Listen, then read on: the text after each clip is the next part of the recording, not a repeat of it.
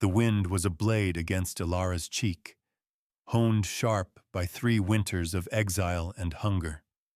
It tore at the thin wool of her cloak, a useless barrier against the biting cold that seeped into her bones, a cold that had become a permanent part of her. Before her, carved into the granite face of the mountain, stood the Blackmir Citadel, a fortress of jagged black stone and cruel iron. It was less a home and more a monument to the power of the man who ruled within, the man who had sealed its gates to her. In her arms, a small, precious weight shifted, letting out a weak sigh that was little more than a wisp of vapor in the frigid air. Leo, her son. His breath was shallow, his skin unnaturally hot against her own chilled flesh. The fever had taken him 2 nights ago, a searing fire that no amount of cool cloths or weak herbal teas could quench. Now it was consuming him from the inside out, and she was out of options, out of time. This was a fool's errand, a desperate pilgrimage to the feet of a god who had already cast her out. Kaelan, the Alpha King of the North, had looked at her 3 years ago with eyes like chips of ice and declared her nothing. A dalliance, a mistake. He had turned her away from this very gate, his voice a command that had echoed with the force of an avalanche, leaving her broken and alone in the unforgiving wilderness. She had been carrying Leo then, a secret held tight in her womb, a secret she had guarded with her very life. Now that life was fading. She looked down at the child's face, pale and still in the faint light of the rising sun.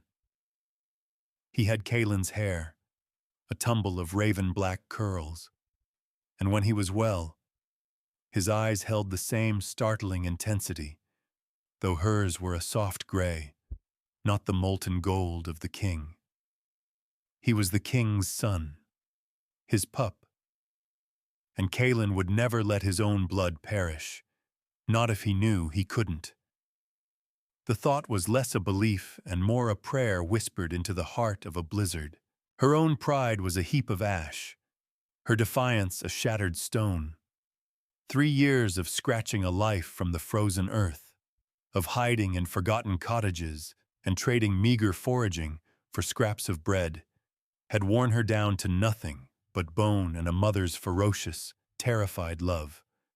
She would not let her son die because his father was a monster, and she was too proud to beg.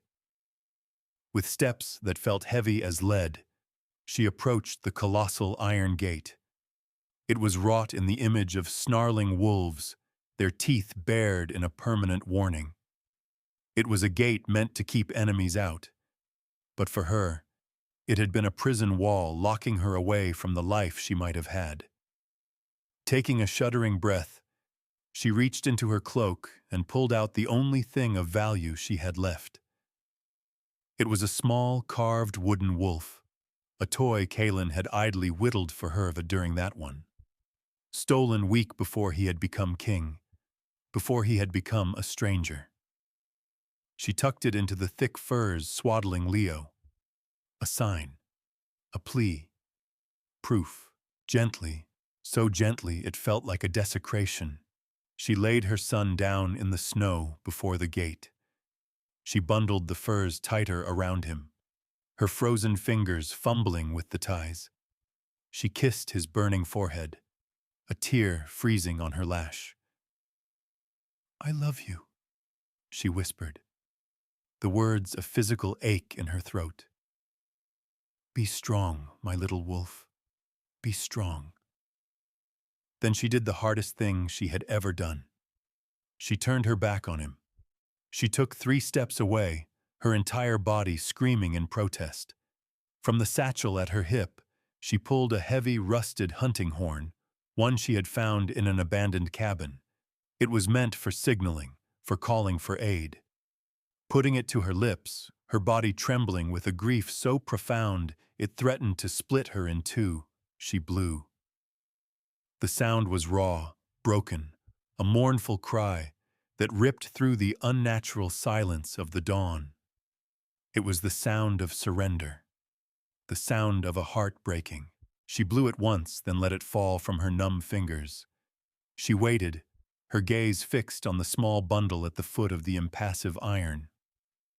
For a moment, nothing happened. The wind howled, the snow swirled, and the citadel remained as silent and forbidding as a tomb. Had they not heard? Or did they simply not care? A visceral panic clawed at her, urging her to snatch her child back and flee into the woods, to die together where no one could see. But then, a sound, a deep, grinding groan of metal on stone. The gate was opening. Not all the way, but a small postern door set within the larger structure swung inward, revealing two guards clad in thick black furs and steel.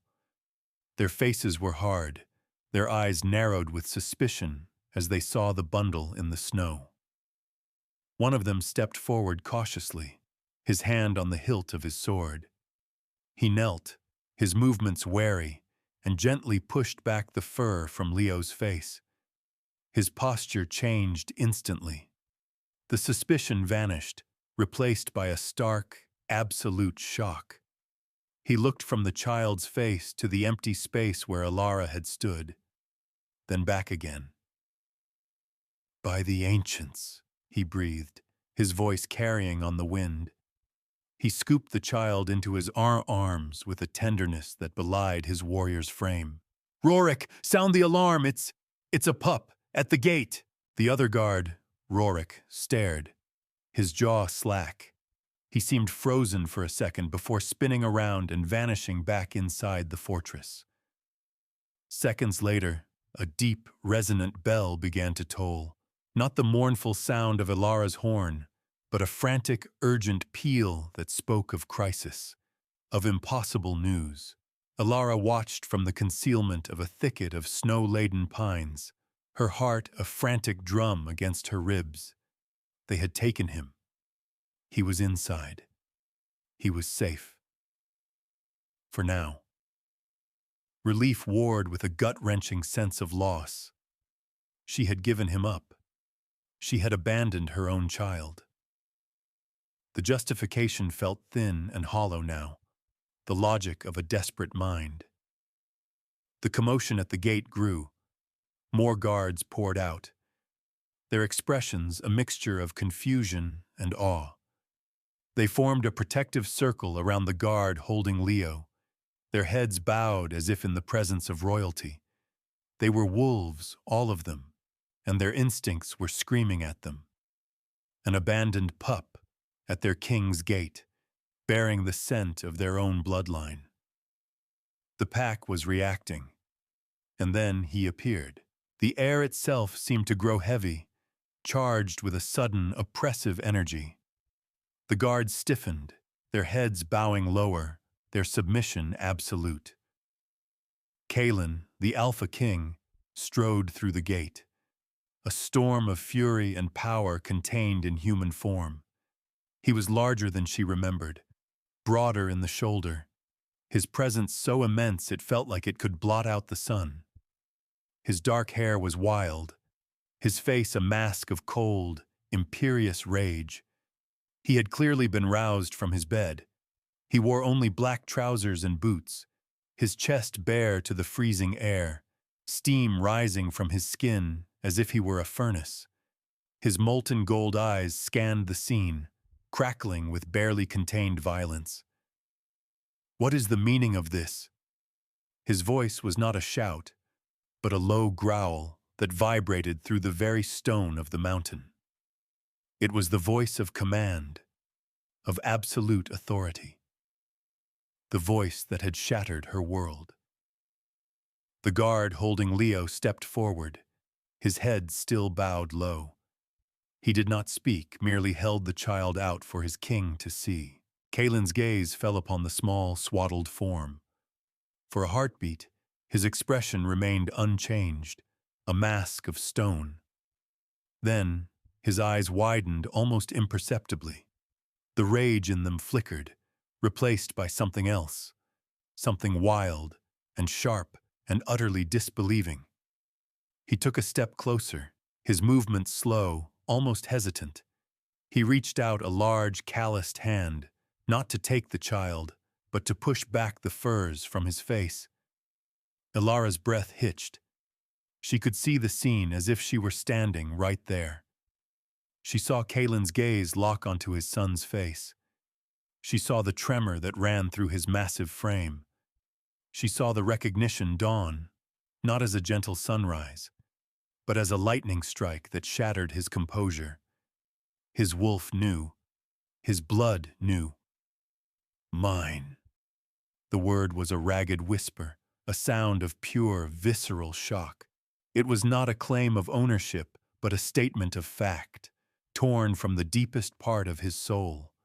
His eyes lifted from the child, sweeping the surrounding forest with a searing intensity, as if he could burn the trees down to find who had dared do this. His gaze passed over her hiding place, and for a terrifying second, she felt seen, pinned by that luminous stare.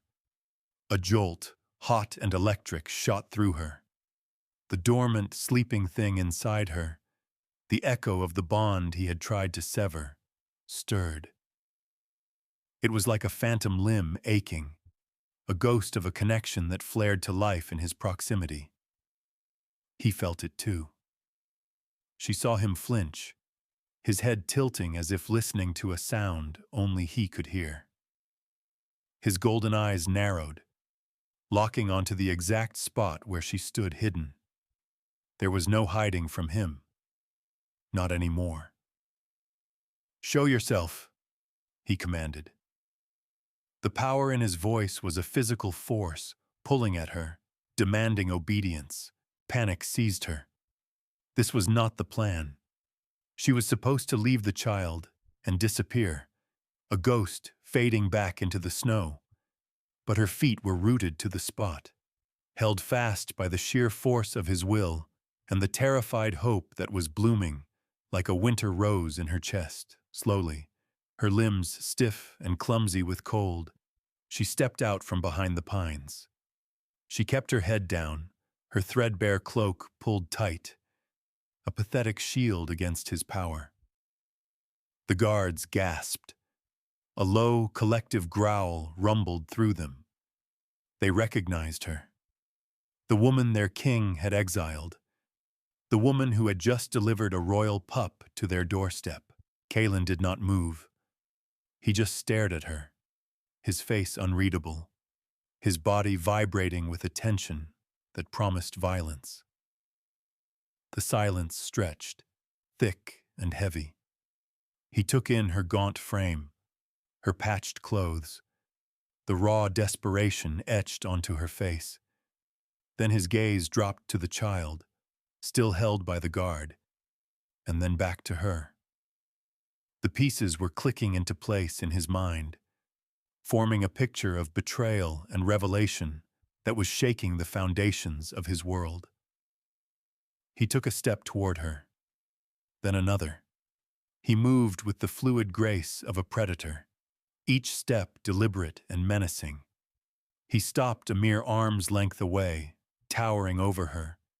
She could feel the heat rolling off him, a stark contrast to the deathly chill of her own body. She forced herself to meet his gaze.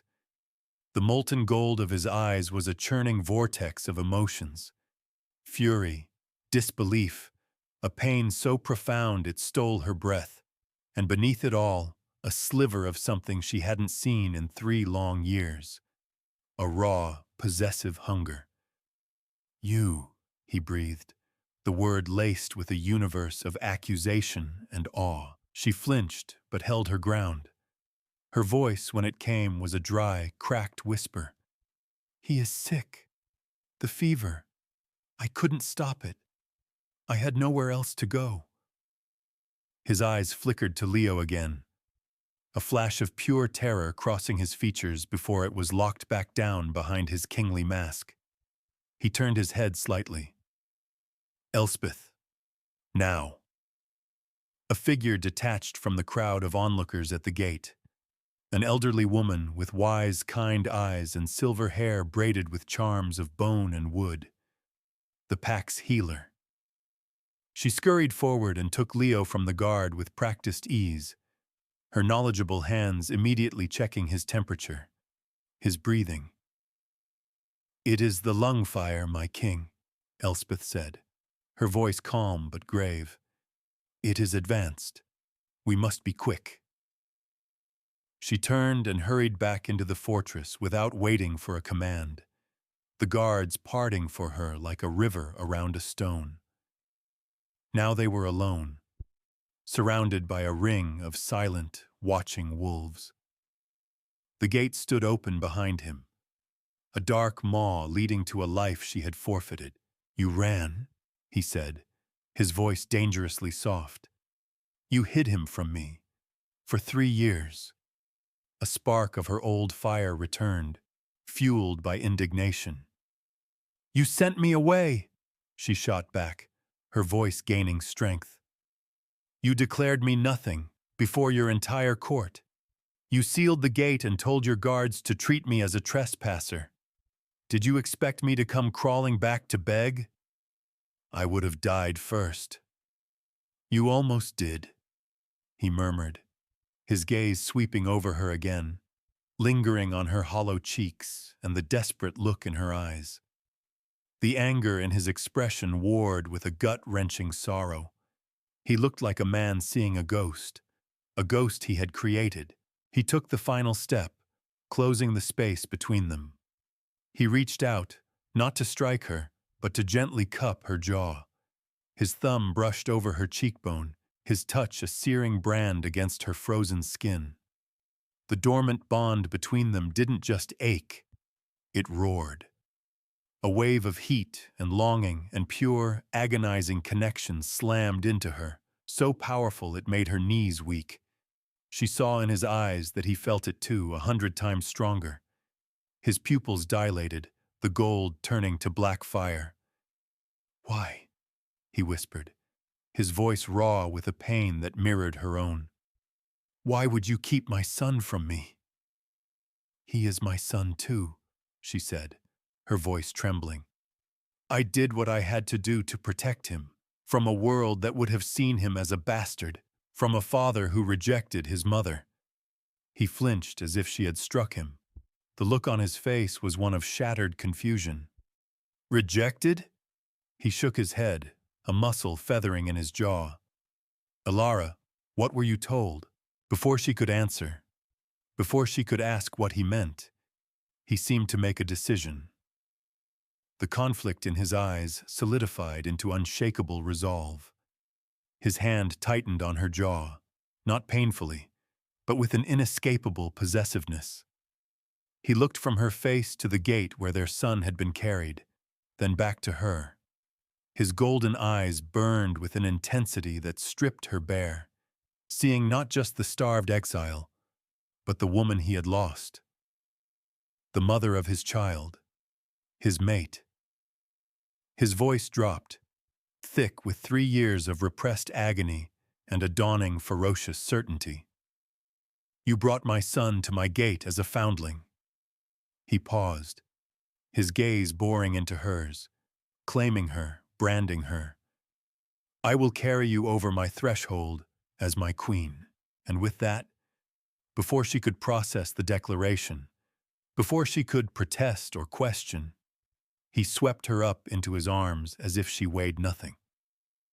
The guards stared, stunned into silence.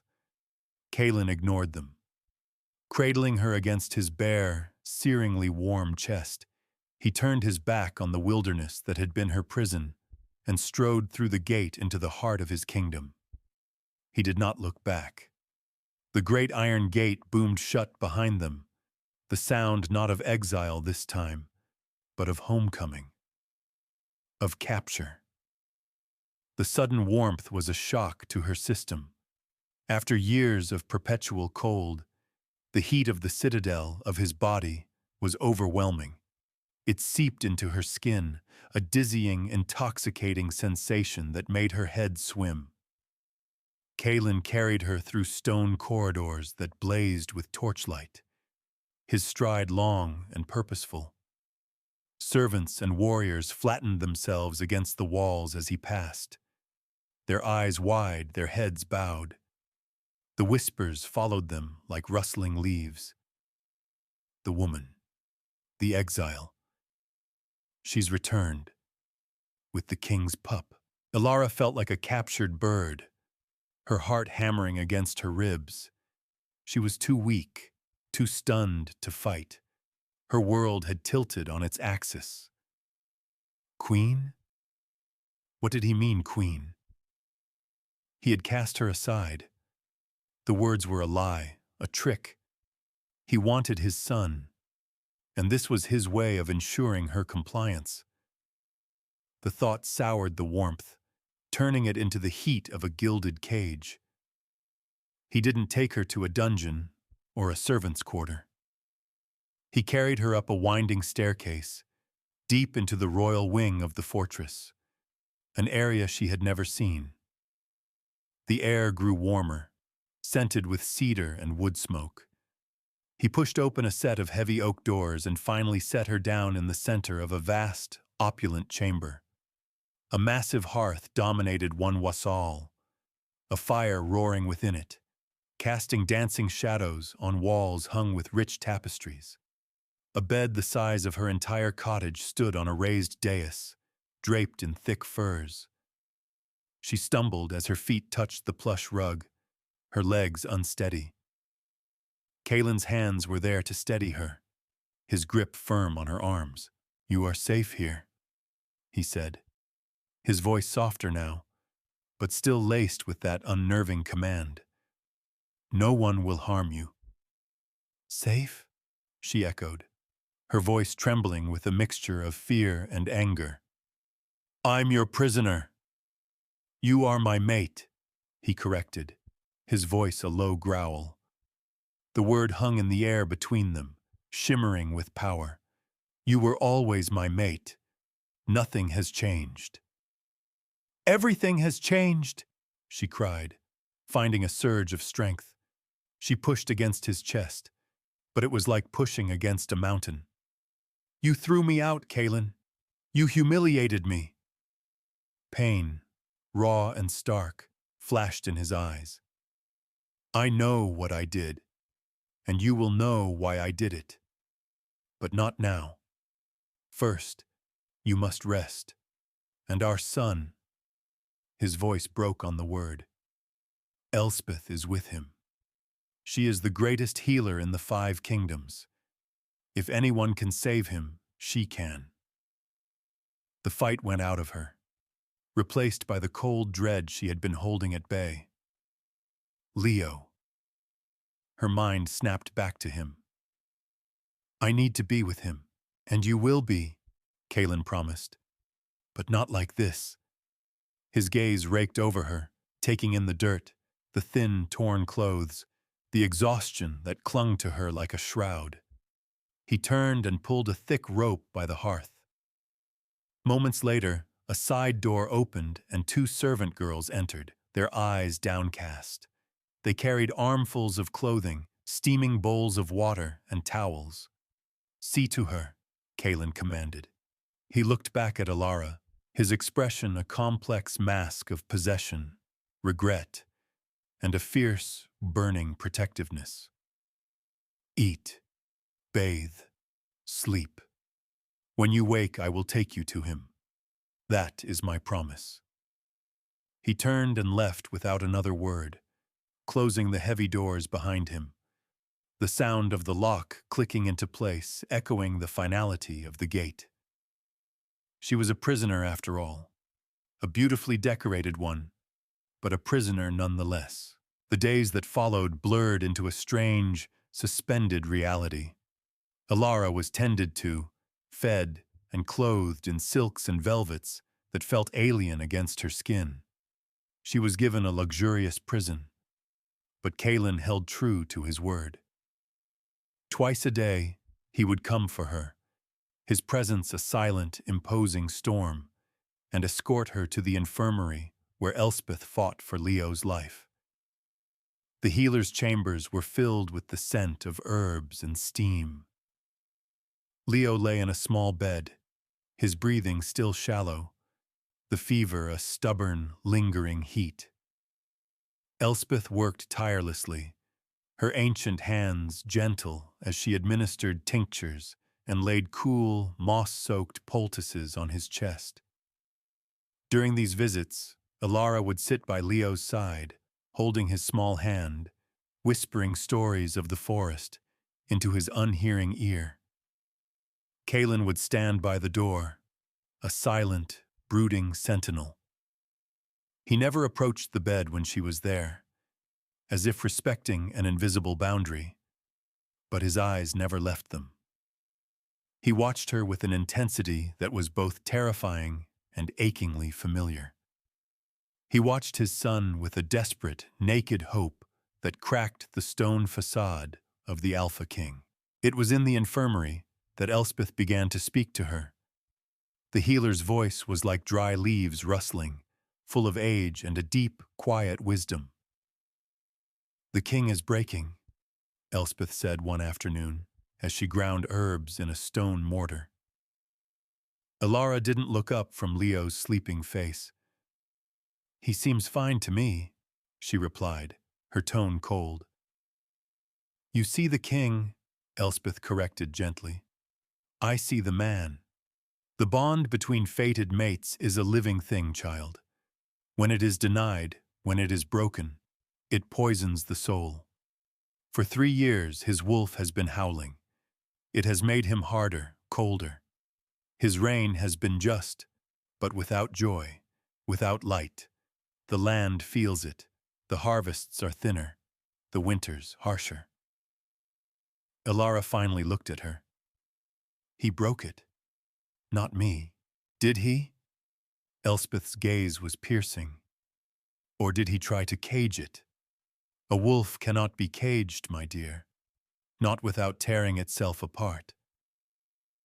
The healer set down her pestle and came closer, her eyes scanning Elara not with a healer's practicality, but with a seer's intensity.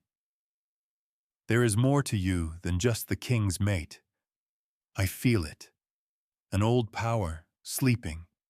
Something that has not been seen in this citadel for 1,000 years." "I don't know what you're talking about," Elara said, unnerved. "I'm no one, a woodsman's daughter from a forgotten village." "No," Elspeth said with quiet certainty. "You are not. Bloodlines are destiny in our world. They are a song in the soul. The king's is the song of the mountain, of stone and shadow. Yours is different. Faint, but it is there. A song of starlight, of fireflies in the dusk. You are a luminary." The word meant nothing to her. She shook her head, turning back to Leo. This was all a distraction, a fairy tale meant to confuse her. "The luminaries were women of the first packs," Elspeth continued, undeterred. "They did not command armies or shift into beasts of war. Their power was one of connection, of light. They were anchors for the alphas, tempering their rage, magnifying their strength. They could soothe the feral wolf with a touch, and their presence made the land itself fertile and whole. They were thought to be lost to time. Their bloodline faded into myth." Elara's mind reeled. A luminary? It was absurd. She was just Elara. Starving, frightened Elara.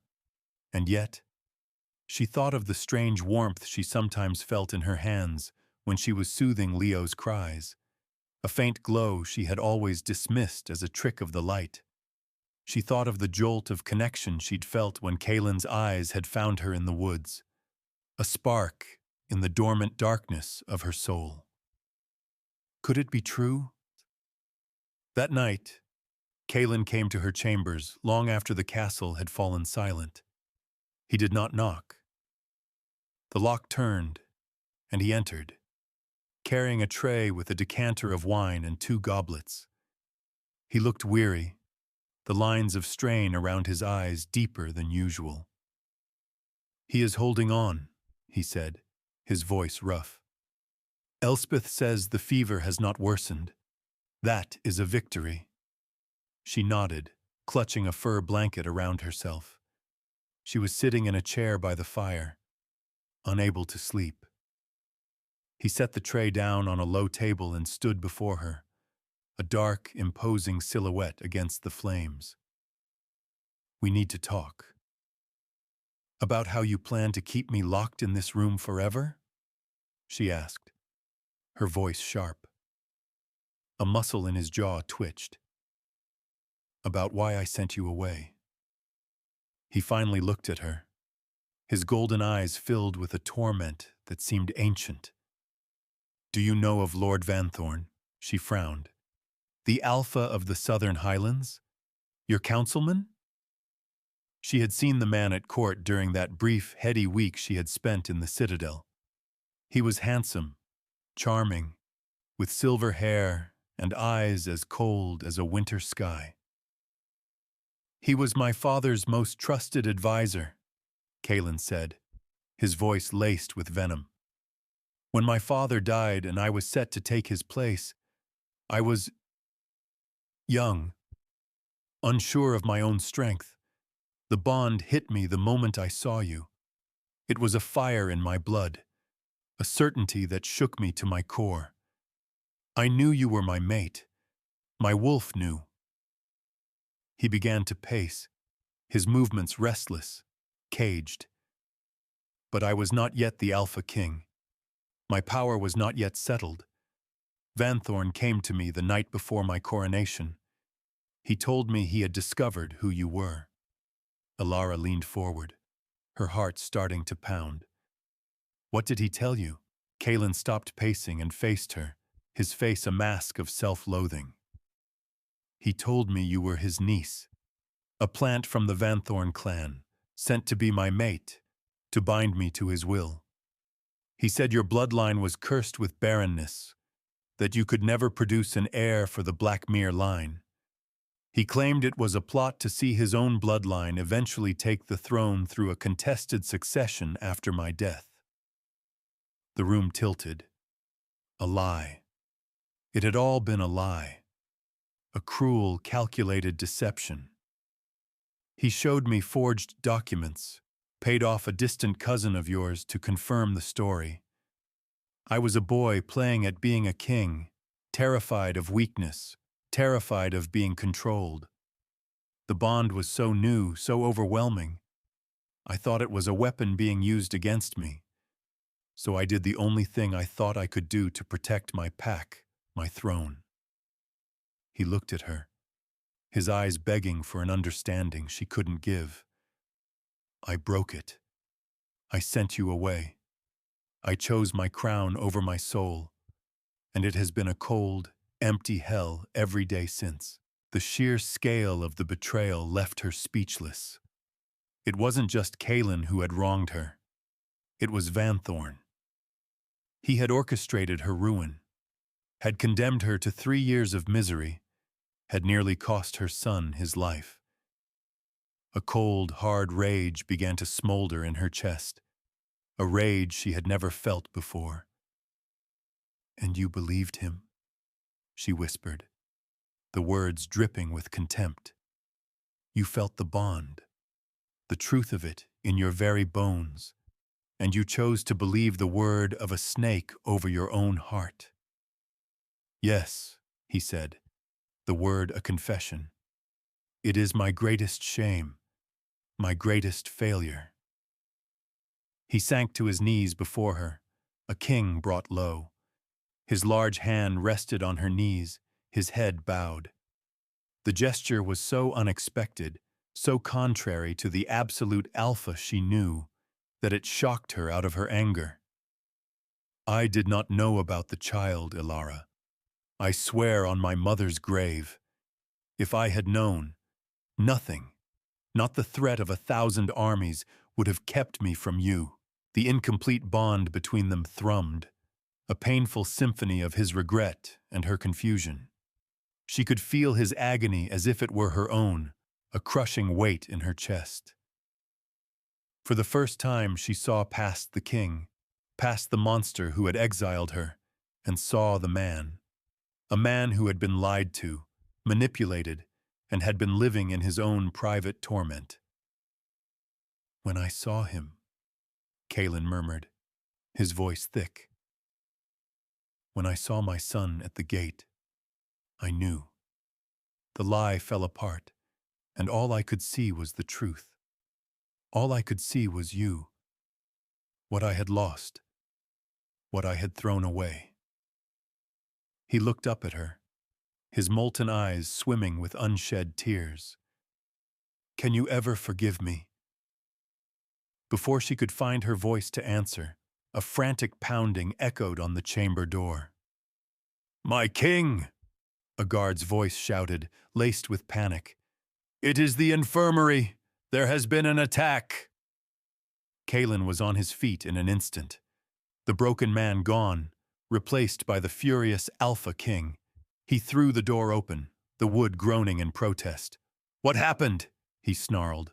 "Lord Vanthorne's men," the guard panted. "They overpowered the sentries. They've taken the healer. And the child." A roar of pure, untamed fury ripped from Kaelan's throat. A sound so primal it shook the very stones of the castle.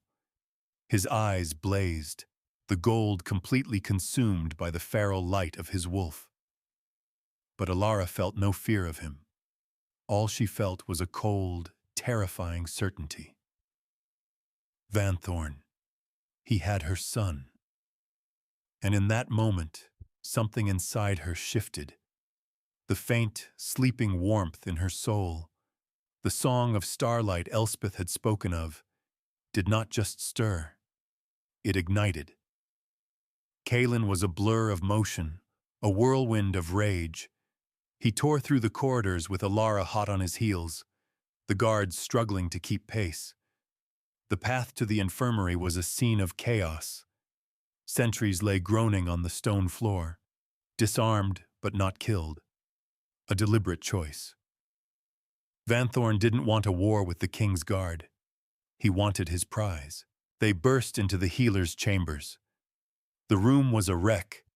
Herb racks were overturned, potions smashed on the floor. Elspeth was bound to a chair, a gag in her mouth but her eyes blazing with defiance. And the small bed where Leo had lain was empty. The sight of that empty bed was like a physical blow.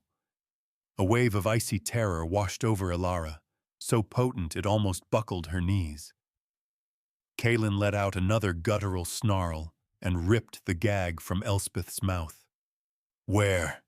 he growled, the single word a deadly promise. "The sunken altar," the old healer rasped, rubbing her raw wrists. Vanthorne was ranting.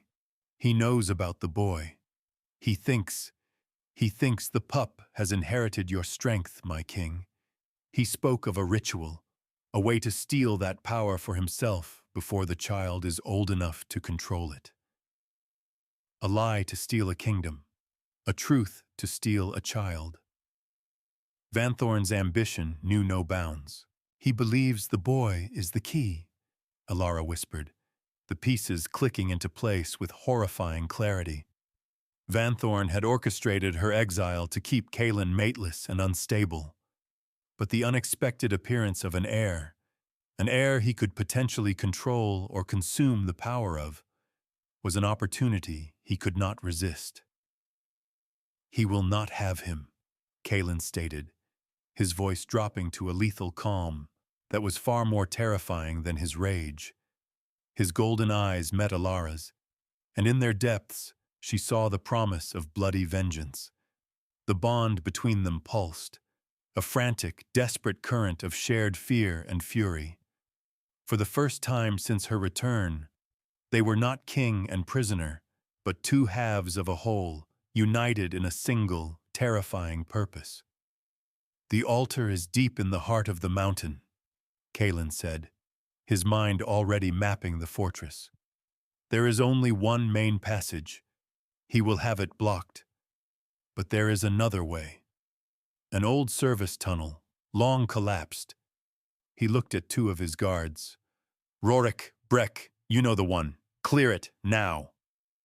The two wolves nodded and sprinted away without a word. I'm coming with you, Elara said.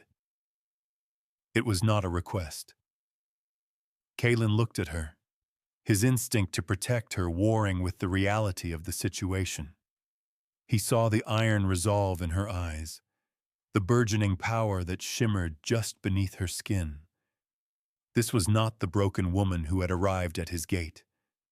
This was a mother, a queen, a luminary waking from her slumber. Stay by my side, he commanded. Do not leave it, no matter what. The service tunnel was tight, dark, and smelled of damp earth and stone. Rorik and Breck had worked with wolfish speed, clearing the worst of the rockfall, creating a narrow passage. Kaelan moved through it with a predatory silence. Elara close behind him, his hand gripping hers, a warm, solid anchor in the suffocating darkness. The bond was a live wire between them, humming with his controlled rage and her rising panic.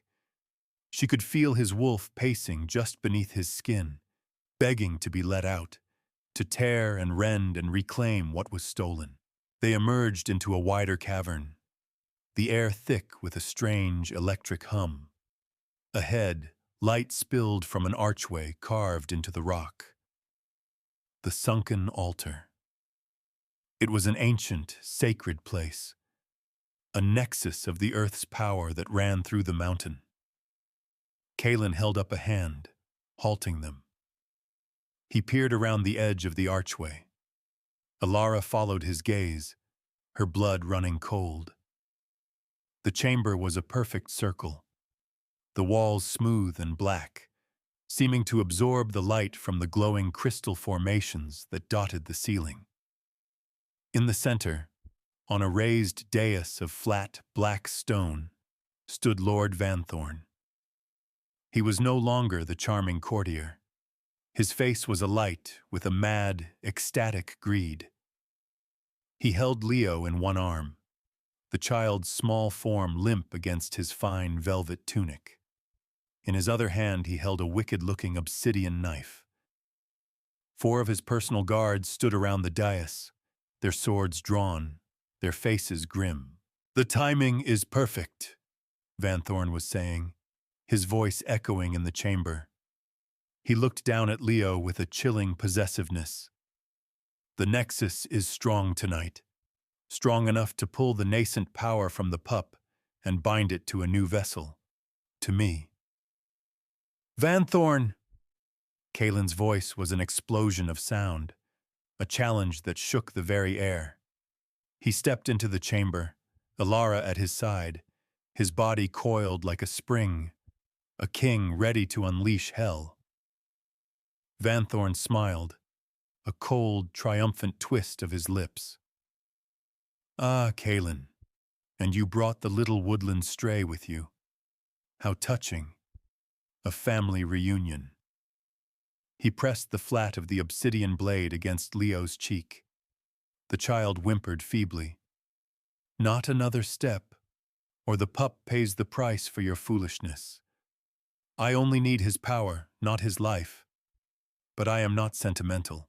Kaelan froze, a low growl rumbling in his chest. He was trapped. Any move he made would endanger his son. His eyes, burning with feral gold, met Elara's. He was the Alpha King, a being of immense physical power, but here, in this moment, he was helpless, and that's when she knew. He could not save their son, not alone. But she could. The power within her, the luminary light, surged. It wasn't a decision, it was an instinct, a mother's absolute refusal to allow her child to be harmed. She felt the energy gather in her chest, a warmth that spread through her veins like liquid sunlight. Let him go, she said, her voice quiet but ringing with an authority that made even Vanthorn pause. He laughed, a harsh, ugly sound. And who are you to command me, little mouse? You are nothing, a footnote in a story that ends with me on the throne.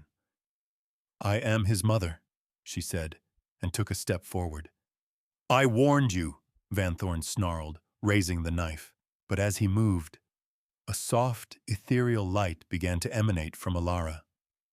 It started at her hands, a gentle, silvery glow, then spread, enveloping her in a luminous aura.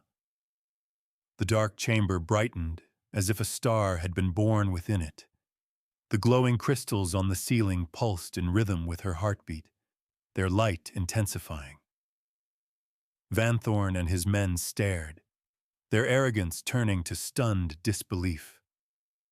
Even Kaelan watched in awe, his wolf recognizing the ancient power, the other half of his own soul's song. What is this sorcery? Vanthorn stammered, taking an involuntary step back. The light poured from Elara, not as an attack, but as a presence. It was warm and pure and utterly overwhelming. It was the light of life itself, and in its presence, the cold, greedy darkness in Vanthorn's heart had nowhere to hide. The power he was trying to summon from the Nexus faltered, the electric hum in the air dying down, soothed by her radiance. She took another step, her eyes locked on her son. Give me my child. The light intensified, becoming almost blinding. Vanthorn's guards cried out, shielding their eyes, their swords clattering to the stone floor as they stumbled back from the dais. The raw power was too much, a purity that was agonizing to their corrupt souls. Vanthorn himself gritted his teeth, his face contorted in pain as the light washed over him. He was holding on to Leo as a shield, but the child himself seemed to be responding to his mother's power. A faint, golden light began to glow around Leo, protecting him, cocooning him from Vanthorn's foul touch. This power! It was supposed to be mine! Vanthorn shrieked, his madness overriding his fear. He lunged, not at Elara, but toward the center of the altar, intending to plunge the obsidian knife into the heart of the stone, to complete his profane ritual through force. He never made it. With a roar that was pure wolf, Kaelan moved. No longer held back, he was a black-furred streak of vengeance. He crossed the chamber in 2 bounds, his form shifting mid-stride. Where the man had been, a monstrous wolf now stood, larger than any natural beast, its eyes burning like twin suns. He slammed into Vanthorn, jaws snapping, the sound of the impact echoing like a thunderclap. The obsidian knife flew from Vanthorn's hand, skittering across the floor. The 2 figures, man and beast, crashed to the ground. But Elara's focus was singular. As soon as Leo was free of Vanthorn's grasp, she surged forward. The silvery light flowing from her coalesced, forming a gentle wave that swept over the dais. It lifted Leo from the cold stone, cradling him in an embrace of pure energy, and carried him through the air into her waiting arms. She clutched him to her chest, the luminary light pouring from her into him, a direct transfusion of life and love. He stirred, his small body relaxing in her hold, the feverish heat in his skin finally, blessedly, beginning to recede. She could feel the lung fire extinguishing, smothered by the pure, healing essence of her power. Across the chamber, the fight was brutal and short. Vanthorn was a skilled warrior, but he was fighting a force of nature, an alpha king fighting for his stolen pup and his lost mate. The sounds were terrible, snarls, a scream of pain, and then a final sickening crunch. Silence fell. Slowly, the great wolf rose, its muzzle dripping with blood. It turned, and its burning eyes met hers. The ferocity in them softened. the feral rage replaced by a profound, reverent awe. He took a slow step toward her, then another. The light around her began to dim as her focus shifted from her son to the creature before her. The power receded, sinking back beneath her skin, leaving her feeling drained but whole. The massive wolf shimmered, its form contracting, resolving back into the man. Kaelan stood before her, naked from the waist up, spattered with his enemy's blood, his chest heaving. He looked from the healthy flush returning to Leo's cheeks to the lingering glow in Elara's eyes. He reached out a trembling hand, not to her, but to his son. He brushed a finger over Leo's cheek, his touch impossibly gentle. A tear tracked a clean path through the blood and grime on his face. "You saved him," he whispered, his voice thick with emotion. "We saved him," she corrected softly, her gaze holding his. "Together." He looked at her then, truly looked at her, and the last of his kingly walls crumbled to dust. He saw the woman, the mother, the queen, the living myth who was the other half of his soul. His fated mate, returned from the ashes he had made of her life, more powerful and radiant than he could have ever imagined. He took her face in his hands, his thumbs stroking her cheeks as if she were the most precious, fragile thing in the world. "A phone. I have a kingdom at my feet," he said, his voice raw, broken, and utterly sincere. "Tonight, I lay it at yours." He leaned in and captured her lips in a kiss that was not about passion or possession, but about surrender. It was a kiss of forgiveness, of homecoming, of a bond not just acknowledged, but finally, irrevocably, embraced. In the heart of the mountain, surrounded by the ruin of their enemy, the Alpha King and his luminary queen were finally, truly, one. In the quiet aftermath, Kaelan had Lord Vanthorne's body removed, his remaining men taken into custody. There would be a reckoning, but it was a matter for the king, not for them. He led Elara and a now peacefully sleeping Leo from the sunken altar, his arm wrapped securely around her, as if he feared she might vanish into mist if he let go.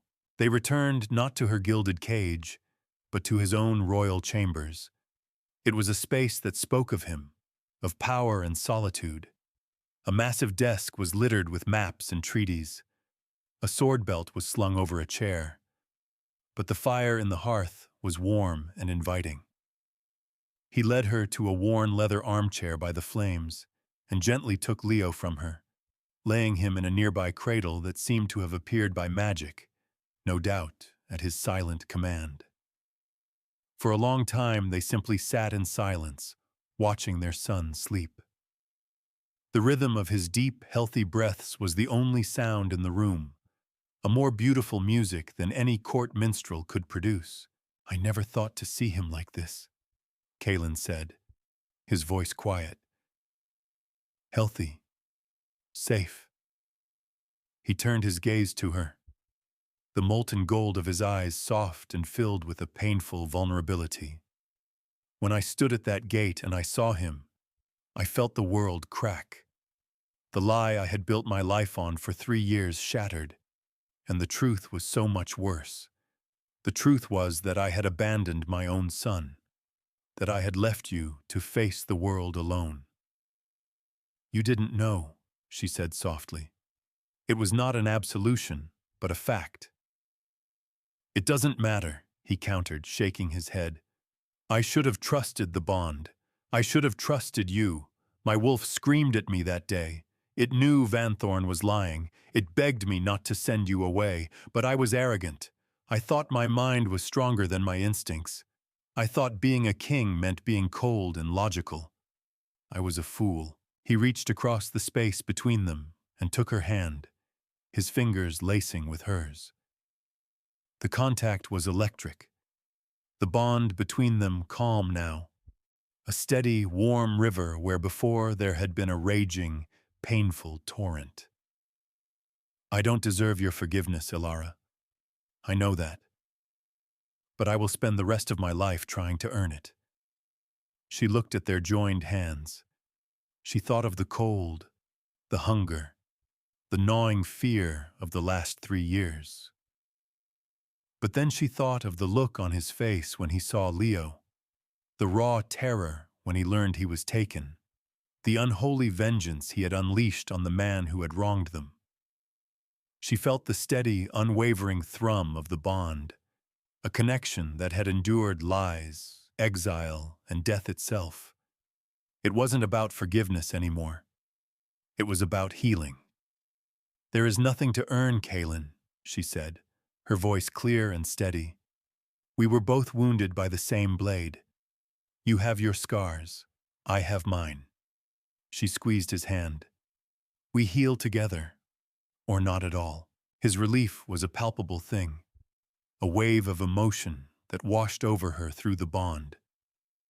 He brought her hand to his lips and kissed her knuckles, a gesture of profound reverence.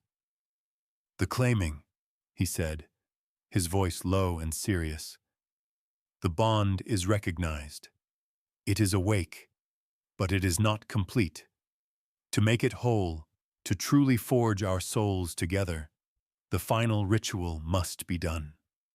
She knew what he meant, the marking, the bite that would permanently seal their connection, allowing them to share thoughts, strength, and emotions as easily as breathing.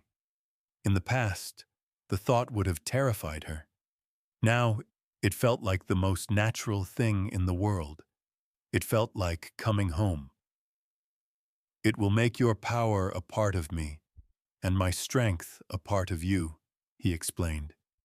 "You will be anchored to me, and I to you. You will never be a prisoner in my castle, Elara. You will be its heart, its light." She nodded, a simple, profound gesture of consent. Yes, he led her to the balcony of his chambers. The snow had stopped, and the sky had cleared, revealing a sea of brilliant, diamond-hard stars. The wind was still cold, but she barely felt it, wrapped in the warmth of his presence and the power humming in her own veins. He stood behind her, his arms wrapping around her waist, pulling her back against his chest. "This was my mother's favorite place," he murmured, his chin resting on her shoulder.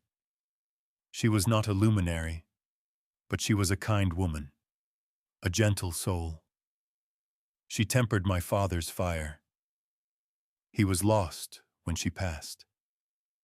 He paused. "I understand that now. I have been lost for 3 years." He gently turned her in his arms to face him. He tilted her head to the side, exposing the curve of her neck and shoulder. His golden eyes were dark with love and a primal intensity. "I have you now," he whispered. "I will not lose you again." He lowered his head, and she felt the ghost of a touch as his lips brushed her skin, followed by the sharp, electric sting of his teeth. It was not a violent act, but one of absolute possession and devotion. A surge of energy, white-hot and blinding, erupted from the point of contact, flooding every cell of her being. It was his power, his soul, his very essence pouring into her, and she felt her own power, the steady silver light of the luminary, flow back into him in a completing circuit. It was pain and pleasure, fire and light, a shattering and a reforging. Memories flooded the space between them. Her fear in the woods, his lonely nights in the castle, her joy at Leo's first smile, his agony at her exile. Everything. All of it shared, understood, and accepted. When he finally lifted his head, the bond was no longer a thread or a river. It was the very air they breathed, the blood in their veins. It was complete. She could feel his boundless love for her, a force as strong and enduring as the mountain itself, and he could feel hers, a steady, healing light that promised to fill all his empty spaces. 2 months later, Elara stood on that same balcony, but she was not the same woman.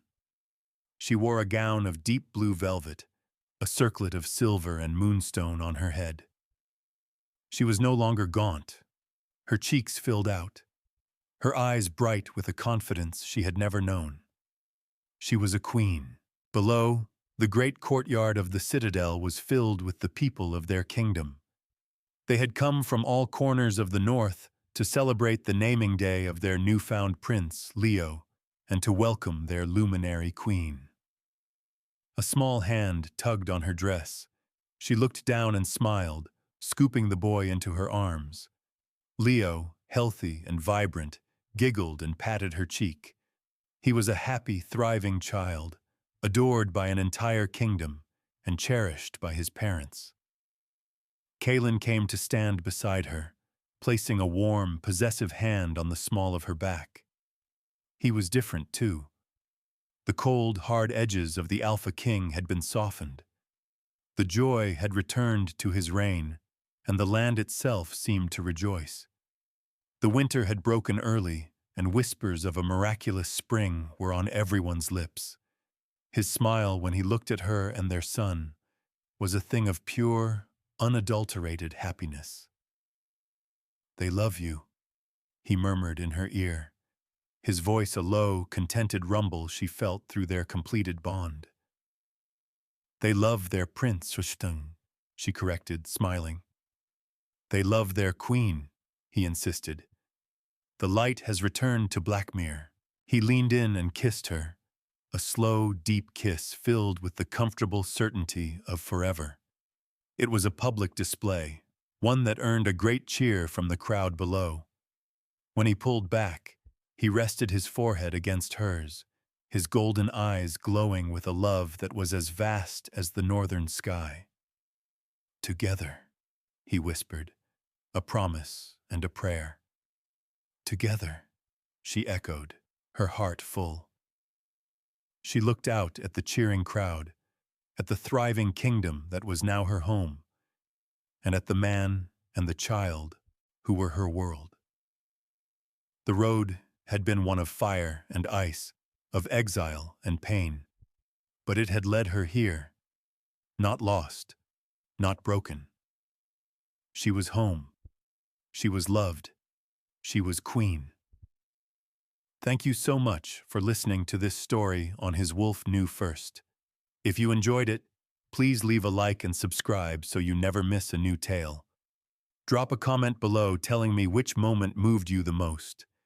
Your support truly means the world to me, and I'll see you in the next story on His Wolf Knew First.